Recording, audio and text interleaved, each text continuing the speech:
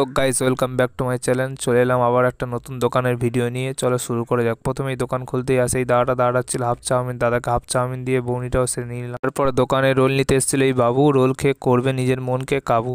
বাবুর ছিল দুটো রোল, বাবুকেও দুটো রোল পার্সেল করে দিয়ে বলি এবার যাও বাড়ি। তারপর দোকানে এসেছিল দাদার কর্ম হোম ডেলিভারি। দাদার ছিল তিনটে চাউমিন খেতে দিয়ে এই মামাটা ছিল, মামাটা ছিল 2 প্লেট চাউমিন। আমাকে 2 প্লেট চাউমিন পার্সেল করে দিতে এই দাদাটা আসে, দাদাটা ছিল হাফ প্লেট চাউমিন, দাদাকেও হাফ প্লেট চাউমিন খেতে দিয়ে এই ভাই দুটো এসেছিল, ভাই দুটো ছিল হাফ প্লেট করে দুটো চাউমিন। তারপর এই দাদাকে দুটো রোল পার্সেল করে দিতেই এই দিদিটা আসে, দিদিটার ছিল 1 প্লেট চাউমিন, দিদিকেও 1 প্লেট চাউমিন পার্সেল করে দিয়ে দিতেই দোকানে এসেছিল এই দুটো দাদার ছিল হাফ প্লেট করে দুটো চাউমিন, দাদাদেরকেও দুটো হাফ প্লেট করে খেতে দিয়েই এই দোকানে এসেছিল। তারপরে এই ভাইগুলোর ছিল মুড়ি ঘুগনি, ভাইগুলোকেও মুড়ি ঘুগনি খেতে দিয়ে দিয়েছিলাম।